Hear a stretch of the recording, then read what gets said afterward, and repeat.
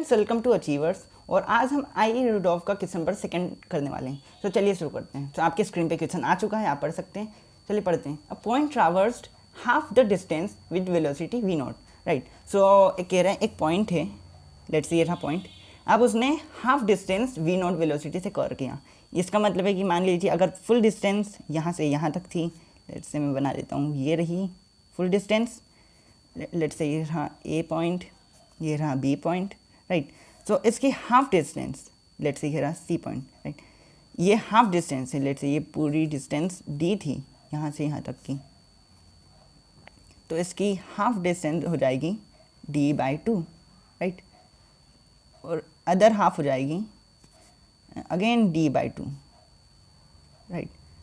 सो ये d/2 है, ये भी d/2 है। इसने यहाँ से स्टार्ट किया v नॉट वेलोसिटी से, यहाँ से यहाँ तक पहुँचने में जो भी वेलोसिटी थी उसकी v नॉट थी। अब उन्होंने कहा है कि पूरे रास्ते v नॉट वेलोसिटी से कवर किए। इसका मतलब यहाँ से यहाँ तक में कोई एक्सेलरेशन नहीं था। अब आगे वो क्या कह रहे हैं कि the remaining part of distance was covered with velocity v1 for half the time and with velocity v2 for other half of the time. तो हमको फाइंड करना है mean velocity of the point average over the whole time of motion, यानी कि यहाँ से यहाँ तक कि हमको एवरेज वेलोसिटी बनानी। मीन वेलोसिटी मतलब एवरेज वेलोसिटी होता है।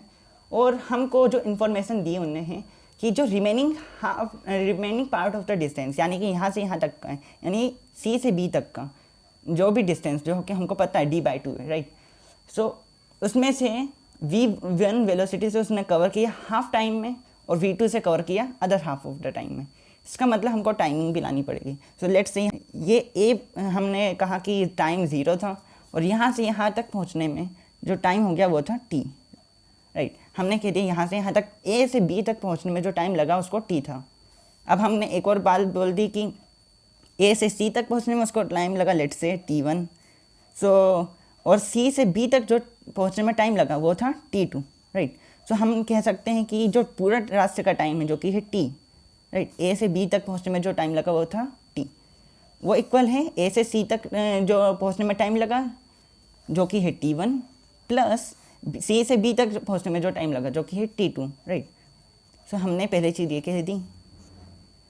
और अब हमको निकालना भी है एवरेज वेलोसिटी, जिसका फॉर्मूला भी हमको पता है, total distance upon total time, right. लेकिन हम ये आंसर नहीं मार्क कर सकते क्योंकि यहाँ पर डिस्टेंस भी हमने चुनी है, टाइम भी हमने बनाया है, वेरिएबल्स उसने v नॉट v1 और v2 दिए हैं।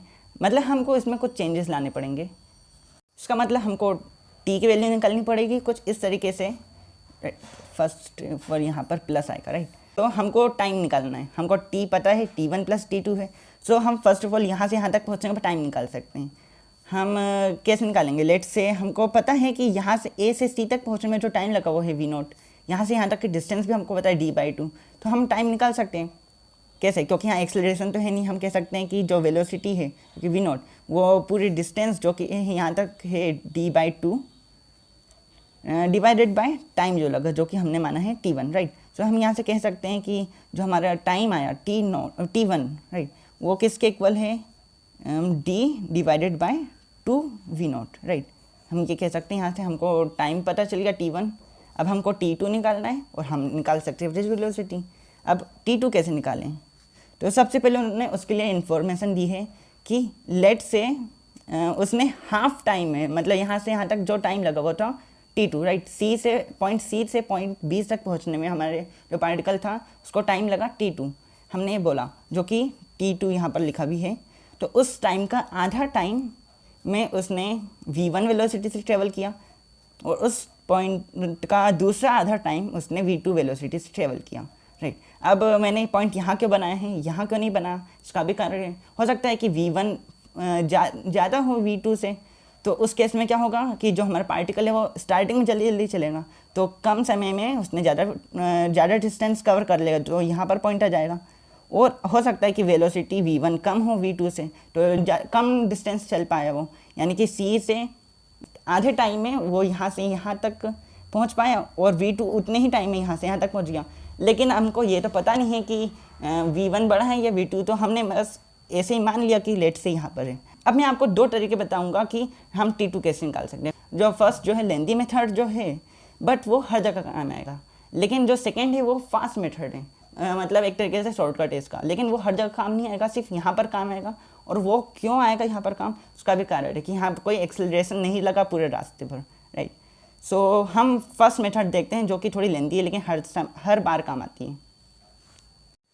सो फर्स्ट मेथड निकालते हैं। तो लेट से मैंने यहाँ से यहाँ तक की डिस्टेंस मानी x, राइट। हमको पता है यहाँ से यहाँ तक की, c से b तक की डिस्टेंस है d/2, यहाँ से यहाँ तक की डिस्टेंस मैंने मानी x। तो यहाँ से यहाँ तक की डिस्टेंस कितनी हो जाएगी, d2 माइनस एक्स। यहाँ से यहाँ तक की d/2 थी, यहाँ से यहाँ तक की x थी, तो यहाँ से यहाँ की हो जाएगी d/2 माइनस एक्स, राइट।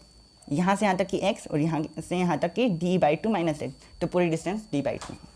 और अब हम ये भी देख सकते हैं कि यहाँ से यहाँ तक पहुँचने में डिस्टेंस x है, यहाँ से यहाँ तक पहुँचने में जो वेलोसिटी थी उसकी v1 है। तो यहाँ से यहाँ तक का टाइम जो है हम कह सकते हैं t2/2, तो वहाँ से हमको t2 की वैल्यू मिल जाएगी, राइट।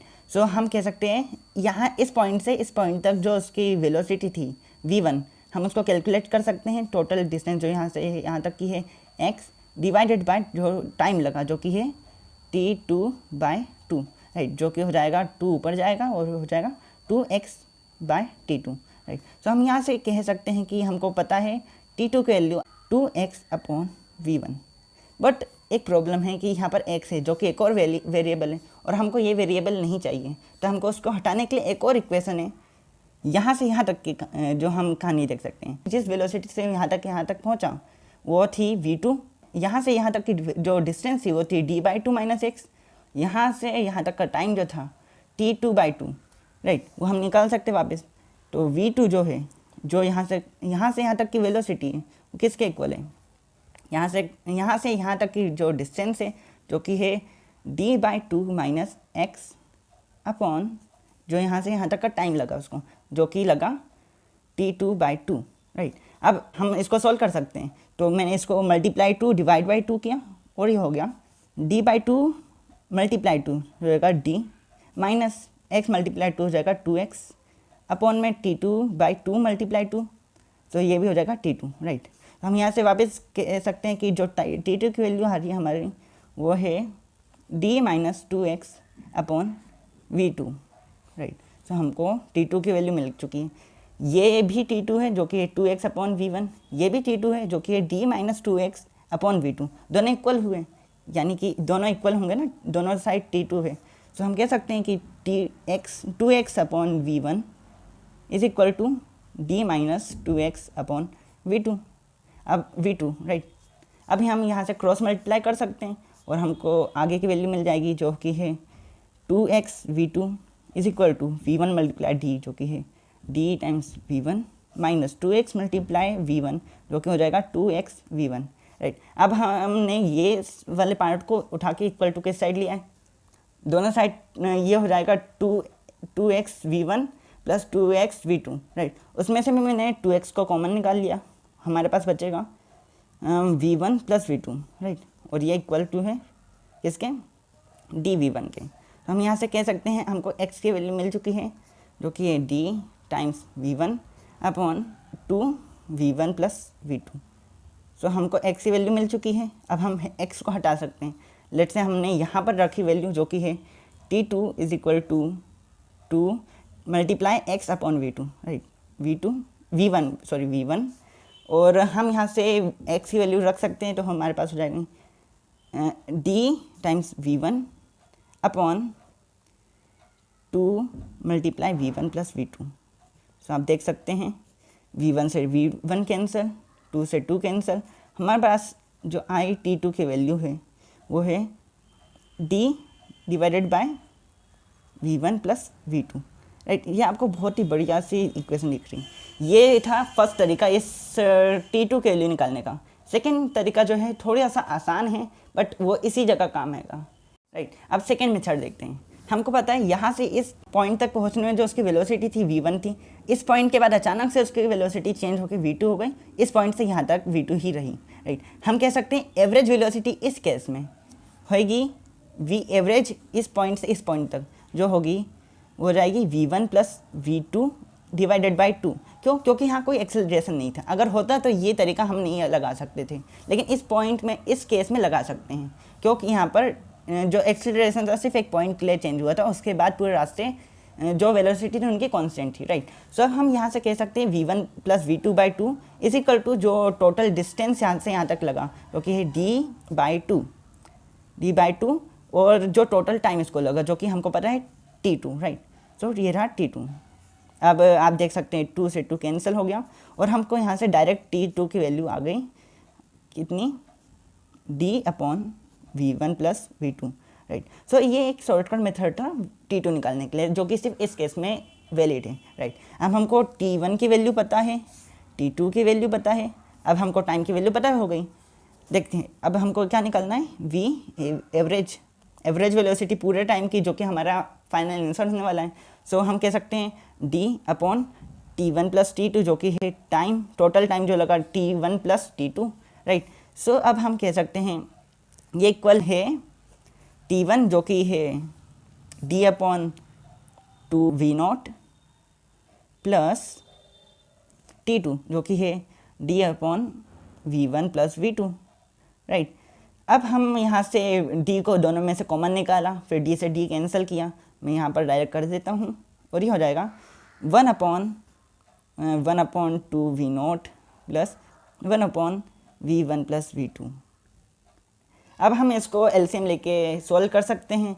सो हम यहाँ पर वापस लिख देते हैं कि हमारी वेलोसिटी एवरेज जो थी वो इक्वल टू है 1/2v0 plus 1/v1 plus v2, right. अब हम यहाँ से सिंपली एक कॉमन फ्रैक्शन करेंगे, इनका एलसीएम लेंगे और ये बन जाएगा 1/, देखिए इनका जो एलसीएम होगा वो तो simply 2v0 multiplied v1 plus v2 होगा।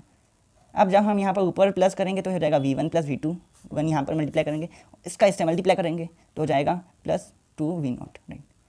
सो अब हम इसको ऊपर लाएंगे और ये हो जाएगा 2v0 times v1 plus v2 upon में v1 plus v2 plus 2v0, और जो कि हमारा आंसर है। सो हमारा एवरेज वेलोसिटी जो है पूरे रास्ते की वो इक्वल टू है 2v0 multiply v1 plus v2 divided by 2v0 plus v1 plus v2, जो कि हमारा फाइनल आंसर है। So thanks for watching guys, और आज के लिए इतना ही, तब तक के लिए बाय बाय।